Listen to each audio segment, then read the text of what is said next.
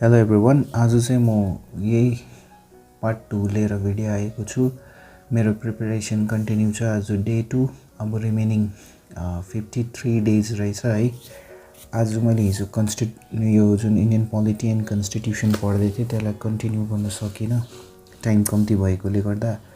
आज फेरि म त्यसलाई कन्टिन्यू गर्दैछु है। आज चाहिँ म सोर्सेस अफ द कन्स्टिट्युसनबाट स्टार्ट गर्छु। यो पनि प्रिलिम्सको लागि इम्पोर्टेन्ट हो। यहाँबाट पनि क्वेसन्सहरू आउँछ, प्रिभियसली आएको पनि छ है, र मलाई मन पनि पर्छ। हाम्रो कन्स्टिट्युसन, इन्डियाको कन्स्टिट्युसन बनिँदाखेरि चाहिँ मेन 9 वटा कन्ट्रिजहरूबाट चाहिँ हाम्रो इन्डियाले बोरो गरेछ है। नम्बर 1 चाहिँ ब्रिटिस कन्स्टिट्युसन। ब्रिटिस कन्स्टिट्युसनमा चाहिँ रिटन कन्स्टिट्युसन छैन। ब्रिटिस कन्स्टिट्युसनको चाहिँ रिटन कन्स्टिट्युसन छैन। सो रिटन कन्स्टिट्युसन चाहिँ युएसएमा छ। सो इन्डियाले चाहिँ रिटन कन्स्टिट्युसनको जुन कन्सेप्ट छ त्यो चाहिँ युनाइटेड स्टेट्सबाट लिएछ, बोरो गरेछ है।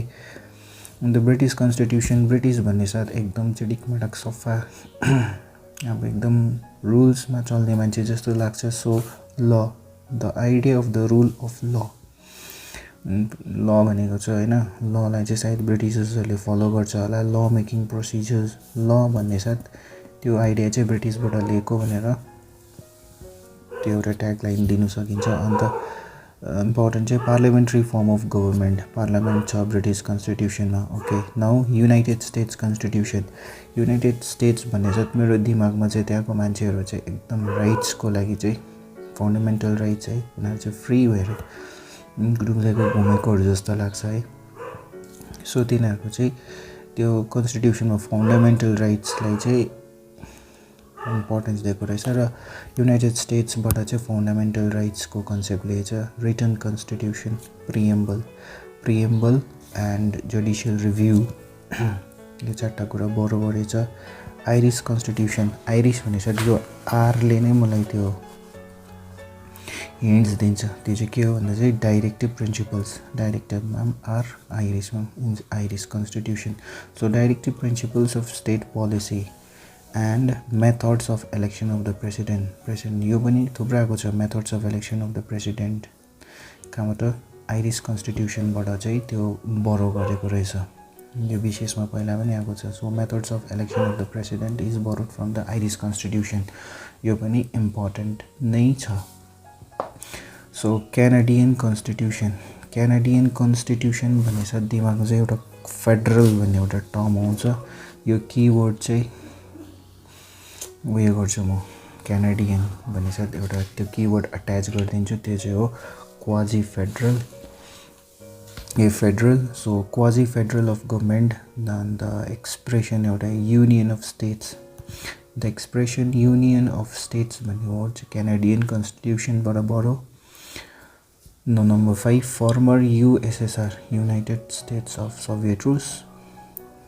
सो यसमै रहेछ आन्सर, फर्मर युएसआर। एफ भन्ने वर्डलाई चाहिँ मैले हाइलाइट गरेँ भने चाहिँ सोभियत रुसबाट fundamental duties and 5 year planning. अर्को एफसँग रिलेटेड वर्ड छ, त्यो चाहिँ हो फन्डामेन्टल राइट्स, जो चाहिँ तर युएसएबाट बोरो गरेको इन्डियाले होइन। सो दुईटा एफ चाहिँ हामीले रसियाबाट बोरो गरेछ इन्डियाले, that is fundamental duties FD and 5 year planning. Number 6 Australian कन्स्टिट्युसनबाट चाहिँ हामीले के गरेछ इन्डियन कन्स्टिट्युसनमा भन्दा चाहिँ अस्ट्रेलियन भन्ने साथ मलाई काङ्गारू भन्ने वर्ड आउँछ होइन। सो काङ्गारू भन्ने साथ concurrent related word. So concurrent list चाहिँ हामीले अस्ट्रेलियन कन्स्टिट्युसनबाट एन्ड ल्याङ्ग्वेजेस अफ द प्रिएम्बलको ल्याङ्ग्वेज पनि हामीले अस्ट्रेलियन कन्स्टिट्युसनबाट बोरो गरेको रहेछ। जर्मनी भन्ने साथ अब एकदम हिटलर हुन्छ, हिटलर भने स्ट्रिक्ट हुन्छ। सो यिनीहरूले चाहिँ एड गरेर बरु सस्पेन्ड गरेछ, के भन्दा चाहिँ फन्डामेन्टल राइट्स जो अमेरिकाबाट गरेको थियो, बरु त्यसलाई चाहिँ suspension of fundamental rights during emergency र यो चाहिँ। सो साउथ अफ्रिका भन्ने साथ त्यो मेन्डल के भन्छ त्यसलाई, गान्धीसँग कम्पेयर गर्छ नि, मण्डेला, साउथ अफ्रिकाको मण्डेला याद आउँछ है। प्रोसिजर अफ कन्स्टिट्युसनल अमेन्डमेन्ट, कन्स्टिट्युसनलाई पनि अमेन्ड गर्ने प्रोसिजर चाहिँ साउथ अफ्रिकाबाट लिएको रहेछ। साउथ अफ्रिका मजा लाग्यो। So constitution of France, France भन्ने छ यही लिबर्टी, इक्वालिटी एन्ड फ्राटर्निटी एड आइहाल्छ, कन्स्टिट्युसनबाट एड गरेको छ। सो द प्रिएम्बल, अब प्रिएम्बलपट्टि जाउँ हैन। यो प्रिएम्बलको कन्सेप्ट चाहिँ युनाइटेड स्टेट्स अफ अमेरिका, युएसएबाट बरो गरेको इन्डियाले। India borrowed preamble from USA. अन्त यो प्रिएम्बललाई पनि अमेन्ड गर्न सकिन्छ, त्यो चाहिँ अन्डर आर्टिकल 368। यो फर्स्ट प्रिएम्बललाई अमेन्ड गर्ने केस चाहिँ कहाँबाट आयो भन्दा चाहिँ अन्डर आर्टिकल 368 मा रहेछ हैन। त्यो फर्स्ट टाइम चाहिँ रेज भएको थिएछ, त्यो चाहिँ हो केशव नन्द भारती केस। कोही बेला यो पनि आउँछ केशव नन्द भारती केस, केशव नन्द।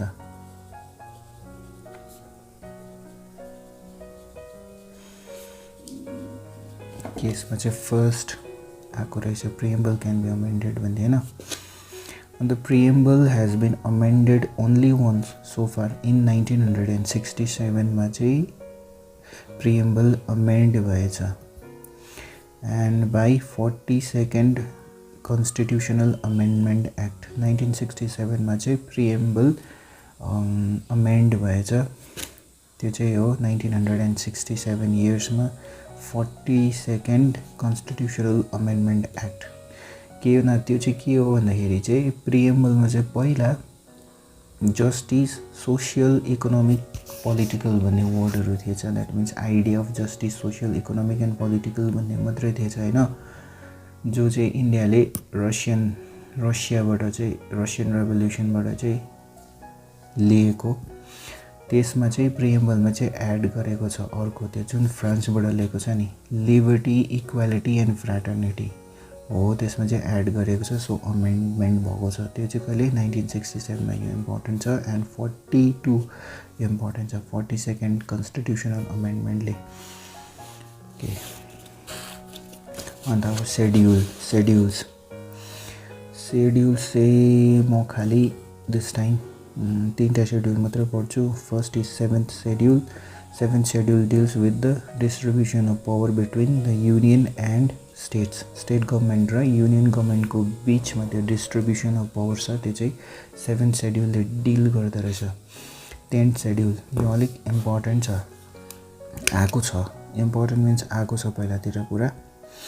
10th शेड्युल भने चाहिँ एन्टी डिफेक्सन लसँग रिलेटेड गर्दो रहेछ हैन। Schedules 10th schedule deals with the anti defection ल।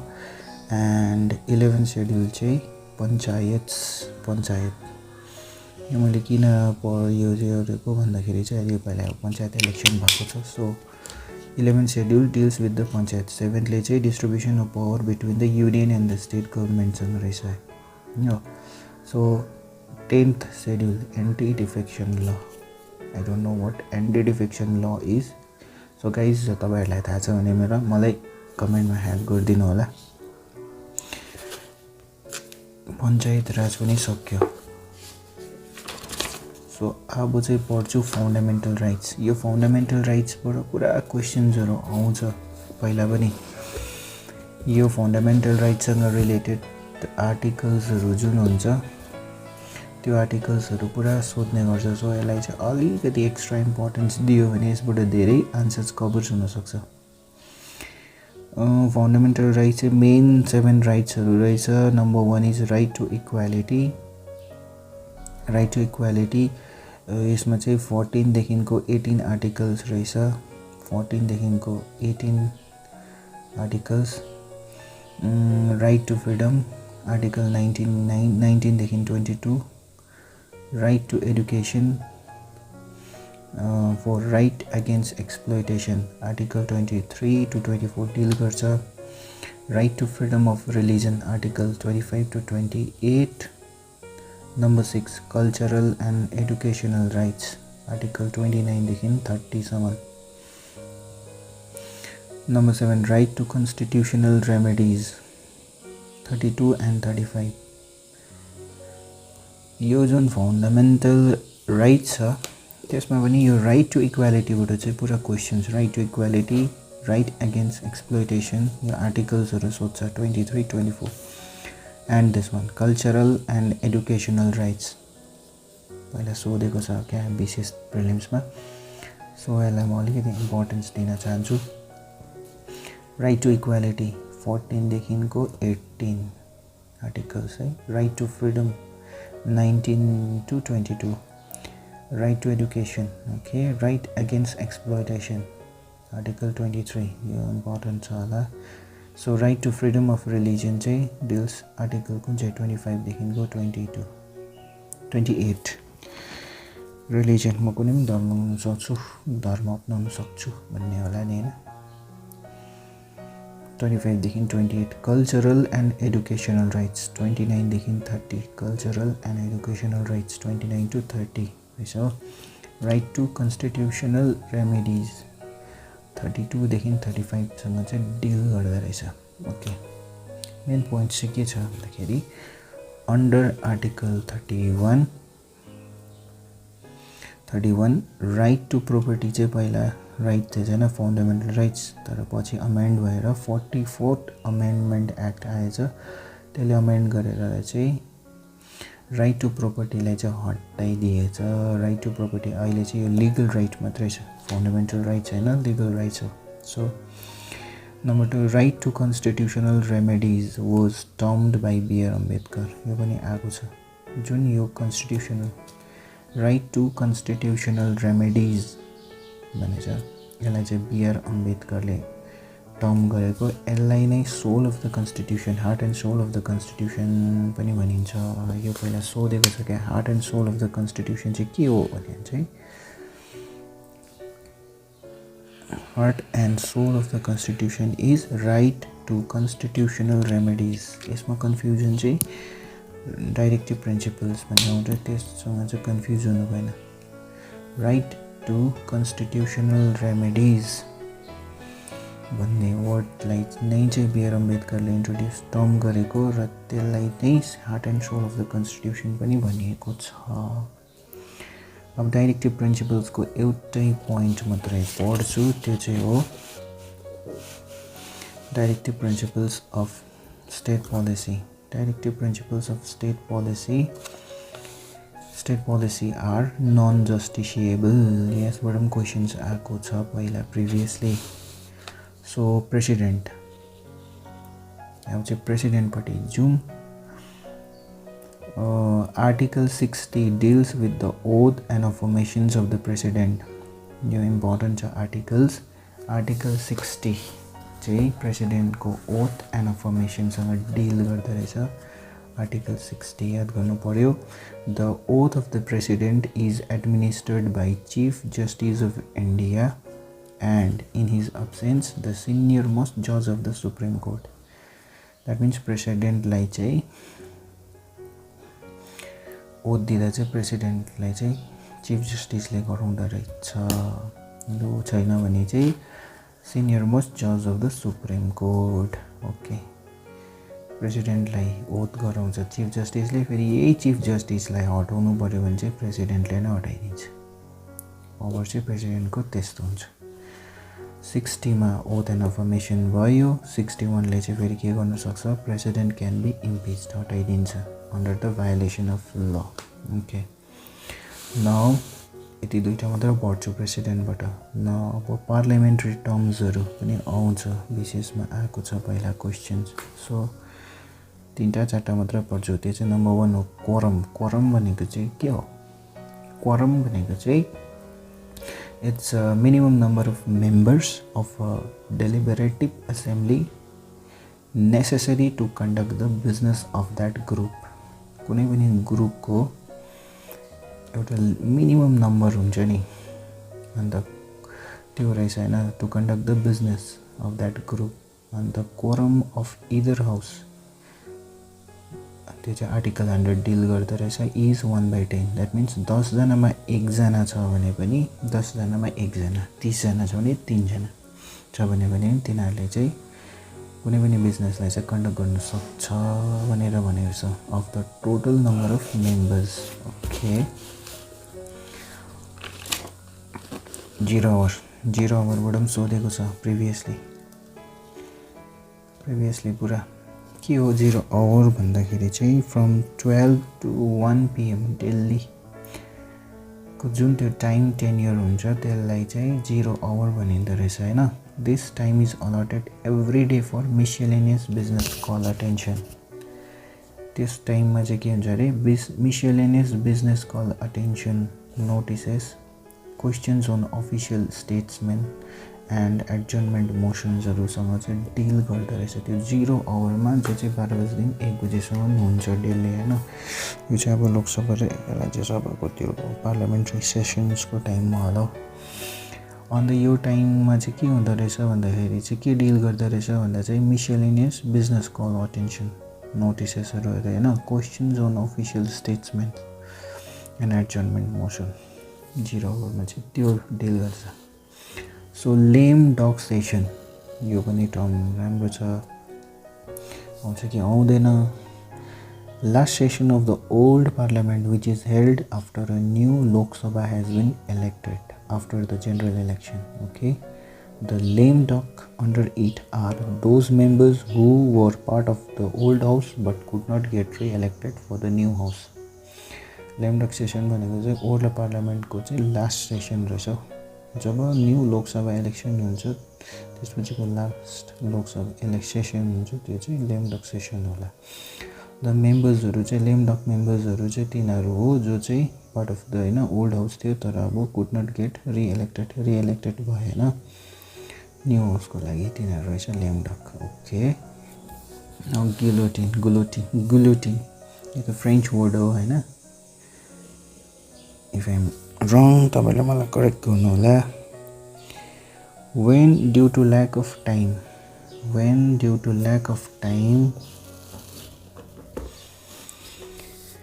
demand for grants are put to vote whether they are discussed or not in the house on the last day of the allotted time, it is called guillotine and it concludes the discussion on demand for grants. Okay कुनै पनि सेसनमा चाहिँ जब त्यो ग्रान्ट्सहरूको बारेमा कुरा आउँछ र त्यसलाई चाहिँ डिल गर्नु सकेन सेसनमा टाइम नभएकोले गर्दा र बरु सिधै भोटिङमा जान्छ नि डिस्कस नगरेर भोटिङमा कसले चाहिँ फेभर भोटिङ सिस्टम गर्छ त्यो सेसनलाई चाहिँ गुलोटिन सेसन भनेर भनिँदो रहेछ। ओके मजा लाग्यो। Now let's come to the Supreme Court. Supreme Court को चाहिँ के पढ्नु ओके जजेस नर्मल्ली कुनै पनि अफिसमा चाहिँ 60 इयर्ससम्म मात्रै हो म्याक्सिमम एज तर सुप्रिम कोर्टको जजेसहरूको टेन्योर चाहिँ 65 इयर्ससम्म उसले जब गर्नुपर्ने रहेछ। Holds office until he or she attains the age of 65 years. Okay जजेस of supreme court can be removed by an order of the president after an address of each house of the parliament by special majority। जब पार्लियामेन्टको either its Rajya Lok हैन upper lower के भन्छ by special मेजोरिटीले चाहिँ chief जस्टिसलाई हटाउनु पर्छ भने चाहिँ प्रेसिडेन्टले अर्डर पास गर्न सक्ने रहेछ सुप्रिम कोर्टको जजलाई। त्यही हो अघि ओथ र अफर्मेसन चाहिँ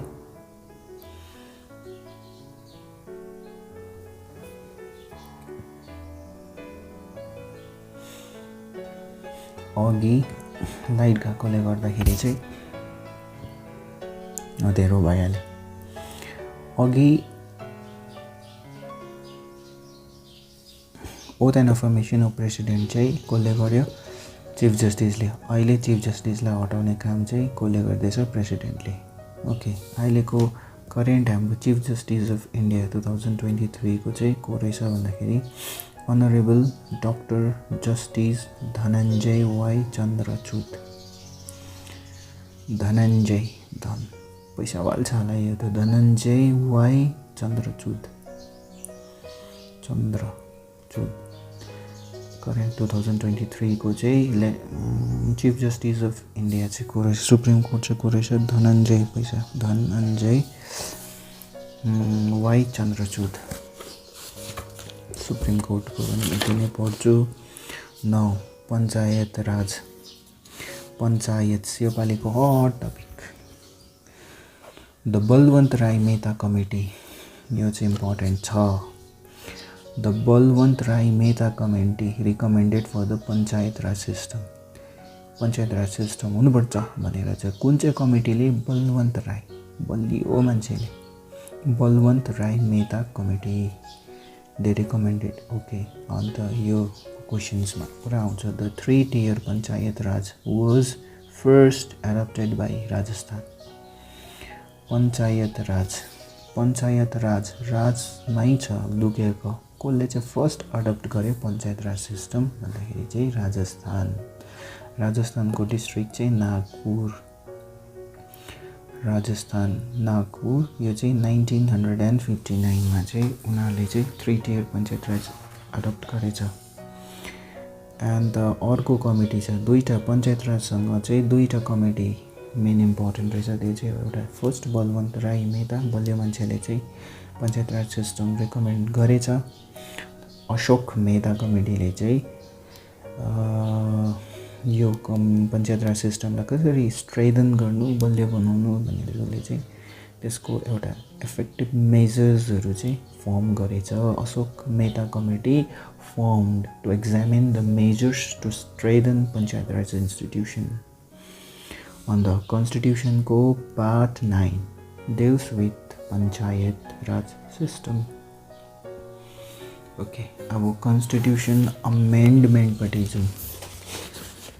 इम्पोर्टेन्ट कन्स्टिट्युसनल अमेन्डमेन्ट, म ज्यादा अमेन्डमेन्ट त पढ्दिनँ, 5वटा अमेन्डमेन्ट मात्रै पढ्छु जो चाहिँ मेन इम्पोर्टेन्ट छ। द फर्स्ट अमेन्डमेन्ट चाहिँ 1951 मा भएको। प्रिएम्बल, अघिको प्रिएम्बल पढेको थिएँ मैले। प्रिएम्बल चाहिँ अन्डर 368 आर्टिकल्समा चाहिँ अमेन्ड गर्न सकिँदो रहेछ र अमेन्ड यो 44th अमेन्डमेन्टमा भएको छ होइन। अन्त पहिला चाहिँ प्रिएम्बलमा त्यो के अरे सोसियल, पोलिटिकल, इकोनोमी समथिङ वर्डहरू मात्रै थिएछ। त्यसलाई प्रिएम्बललाई अमेन्ड गरेर चाहिँ त्यो फ्रान्सबाट लिएको वर्ड सोसियल, लिबर्टी अन्त फ्र्याटर्निटी भन्ने वर्ड एड गरिएको होइन, त्योहरू चाहिँ एड गर्यो। सो अमेन्डमेन्ट कहिले कहिले भएको छ। फर्स्ट अमेन्डमेन्ट चाहिँ 1951 मा भएछ। यो चाहिँ it's related to the fundamental rights. It made provision for special treatment of educationally and socially backward classes and added 9th schedule to the constitution. Okay, अब आयो 42nd अमेन्डमेन्ट, सबभन्दा इम्पोर्टेन्ट अमेन्डमेन्ट। 63rd अमेन्डमेन्ट पनि थियो। 63rd amendment पनि राम्रो छ।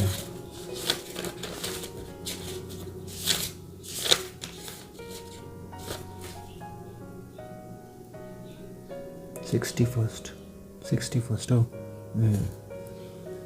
62nd पनि थियो त होइन, 42nd। Okay. 42nd amendment act जो चाहिँ 1976 मा भयो। It added directive principles over fundamental राइट्समा चाहिँ डाइरेक्टिभ प्रिन्सिपल्स गरेछ 42nd ले होइन। एन्ड 10वटा fundamental duties, the new words socialist, secular and unity. मैले अघि 44 भन्दै थिएँ, इट्स 42nd अमेन्डमेन्ट 1976 मा जुन अमेन्डमेन्ट भयो त्यसले चाहिँ न्यू वर्ड्सहरू एड गर्यो, socialist, secular and unity and integrity है अफ द नेसन्स। अन्त nations were added in the preamble. It is also called mini constitution. यस, यहाँबाट आउँछ। Which is called, which amendment act introduce, which amendment of the constitution is called the mini constitution भनेर आउँछ। It is 42nd amendment act जसले चाहिँ directive principles over fundamental rights introduce गर्यो, 10वटा fundamental ड्युटिजहरू एड गर्यो। The new word socialist, secular and unity and integrity of the nations were added in the preamble. Now 44th amendment जो चाहिँ 1978 मा आएछ। It repealed right to property. Okay, फर्स्टमा fundamental राइट्समा राइट टु प्रोपर्टी थियो, त्यसले चाहिँ तर 44th अमेन्डमेन्ट एक्टले चाहिँ 1978मा जुन आयो त्यसलाई चाहिँ रिपेल्ड गरिदियो। अब चाहिँ यो राइट टु प्रोपर्टी चाहिँ just only a legal right मात्रै भएको छ। नौ 61st अमेन्डमेन्ट एक्ट जो चाहिँ 1989मा आएको थिएछ, जो चाहिँ मेरो डेट अफ इयर हो, बर्थ इयर। यो 61st अमेन्डमेन्ट एक्टले चाहिँ भोटिङ एज पहिला चाहिँ 21 वर्षमा भोट दिनु पाउँथेछ, अहिले चाहिँ 18 वर्षमै भोट दिनुपर्छ। भोटिङ एज रिड्युस गरेछ 61st amendment act, that means 1989मा। द्याट मिन्स म जन्मिँदाखेरि चाहिँ 21 वर्ष नभएर 18 वर्षको मान्छेकोले भोट हालेछ। सो 86th अमेन्डमेन्ट 2002मा चाहिँ एउटा अमेन्डमेन्ट भएछ, 86th हो, त्यसले चाहिँ नयाँ आर्टिकल एड गरेछ, त्यो चाहिँ हो 21A। 21 थियो, 21A एड गरेछ 86 अमेन्डमेन्ट एक्ट, जसले चाहिँ which deals with the right to education. Okay, right to education it's very important.